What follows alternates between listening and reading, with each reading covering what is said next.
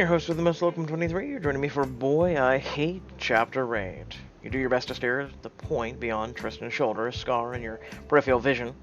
His voice is amused and expectant. Well, definitely a lot bigger than Steven.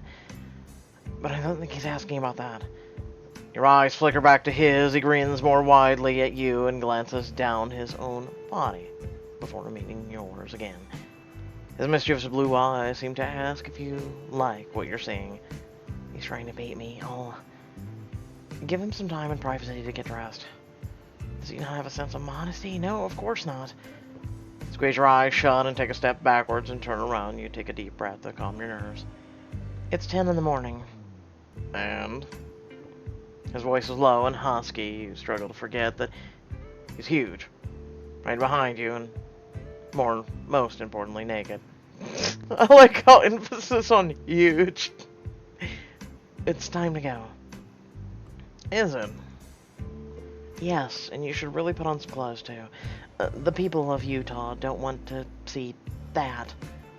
I hate to break it to you, sweetheart, but a lot of people want to see that. You hear his chuckle behind you and move away. The sound of Tristan rummaging through his backpack meets your ears. You can turn around now.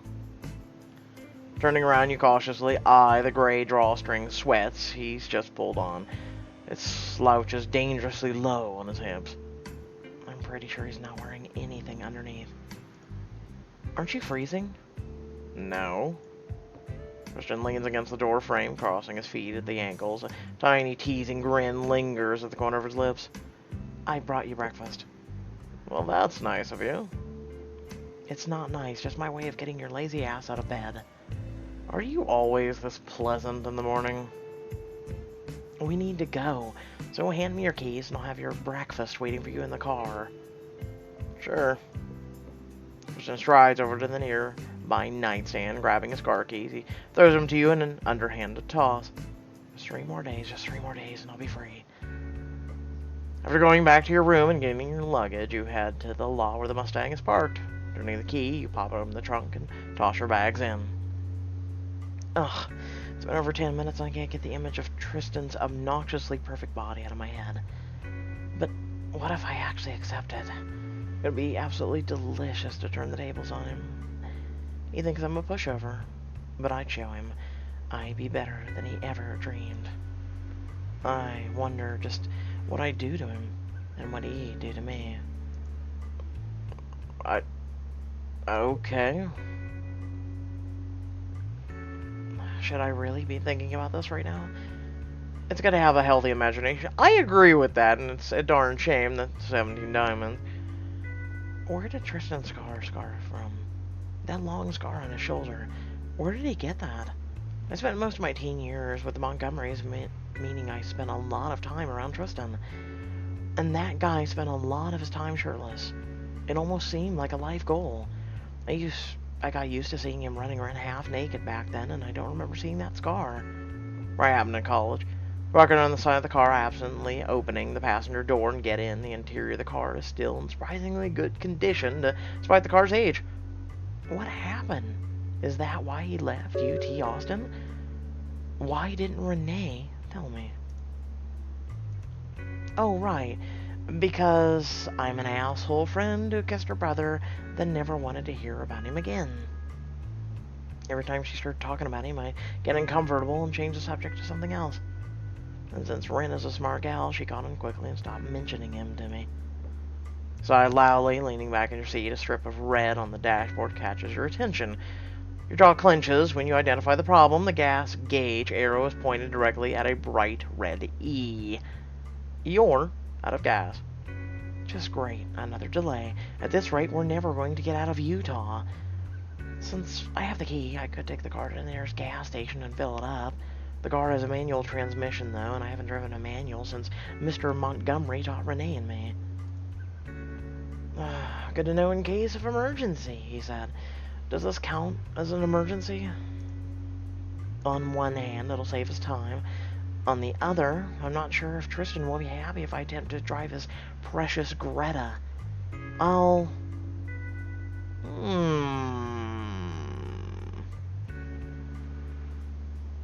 Wait for Tristan. Bro, you left your car with no gas. I'm disappointed in you. I'm tempted, but how much time will it honestly save us? 5 minutes in? I'll just wait for Tristan to get her. Then again, I didn't ask him how long he'll take. With my luck, he's probably taking a bubble bath now to piss me off.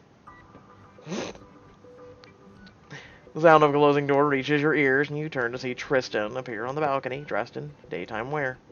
At least he's got clothing on. For now, anyway. But it's different now that I know what's underneath, and I feel so guilty. I shouldn't be thinking about or looking at him this way. No, that's actually healthy. That's very healthy for especially the libido. I'll see Steven in a few days, and we'll go back home together after the wedding. Still, I feel like I should call him when I have the chance. But as Tristan walks down the steps, your eyes glued to him. He's so rugged, so big. He looks both dangerous and inviting at the same time. I'm just assuming his frame, okay? You and this whole entire chapter has been huge, big. Like, we get it, you're coding something. Reaching the bottom of the stairs, Tristan puts down his bag and stretches his arms overhead. It looks like he's taking a sweet time to reach you. And he looks just as sexy with his clothes on as he does naked. Damn it! My brain needs to shut up. Welcome to my brain. How may we help you today? Tristan opens up the car door and gets in, fastening his seat belt over his shoulder and buckling in. Ready to go? We need gas.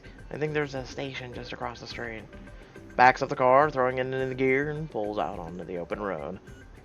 We don't need gas. I filled it up yesterday. You have the gas meter that's obviously pointed at empty. Either Tristan needs an eye exam or something else is going on. Tell him he's wrong. Fighting to stay calm, you point at the glass odometer. See the red line? Right there? Right next to E that says otherwise? It's broken. You're joking. I'm not. With his eye still on the road, he leans over to your seat. It's close enough that you can smell the soap on his skin. Tristan plucks out a small brown paper bag from the glove compartment and hands it to you. See for yourself. You open the bag to find a pack of winter mint gum and a receipt. I filled up last night while you were sleeping. Turn over the receipt, reading the line item purchases. You focus on one line in particular. 2.3 gallons, Supreme Unleaded, $32.87. With the receipt and gum back into the paper sack and sewing them back into the glove compartment. Fight the urge to rub off your temples to stave off the building headache. Girl, if you get a headache over just the fact that you were wrong, you got a lot more problems than having a man crush. Why do I even bother? Tristan's cocky attitude is going to get him killed someday. Probably with me along for the ride at this rate. He's not cocky. He was truthful. It's broke. He proved... Shut the fuck up. Boy, I swear to Christ. Then again, it was unexpectedly nice of him to drop me off at the motel first, before getting gas on his own. Oh, thank him for getting gas. Question is judgment. No, thank you for getting gas. Damn. Thank you for getting gas last night without me. I'll pay for dinner for you tonight to make up my portion of it. But still, I'm not happy that we're driving across the country with a broken gas gauge. That's just asking for trouble. I've gotten us this far, haven't I? Really? That is such an asshole thing to say. Tristan looks over at you with one hand. He lowers his sunglasses to look directly into your eyes. You're right. I'm an asshole. The entire effect is ruined as he waggles his eyebrows at you. He looks so ridiculous. You can't help but snort. Well, I'm glad we can finally agree on something. A smile blooms on Tristan's face until a great booming laugh explodes out of him. He's caught up in it now, laughing hysterically. The entire trip is crazy. I'm driving 3,000 miles in a car without a working gas meter with a guy who thinks it's hilarious when I call him an asshole. Because it is. It is. Like, the guy admits it. But his laughter sweeps you up. And you can't help but giggle along at the craziness of it. Of everything. Surprisingly, it feels really good to be doing something crazy for once. Moments later, as both of you calm down from your shared case of the giggles, Tristan glances over at you again. So, what have you been up to these past few years? School, work, that kind of thing. Where to? I graduated from Laverne University last summer. And work? I work at a bar at night. During the day, I spend my time on my artwork. And you?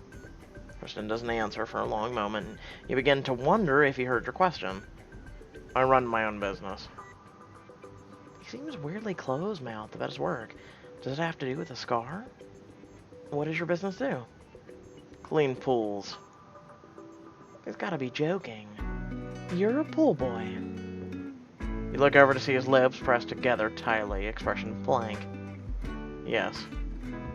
Okay. This has gotta be a sensitive topic for him. But a pool boy? That's absolute gold. It's a job.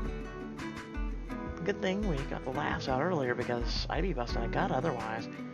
I can be diplomatic.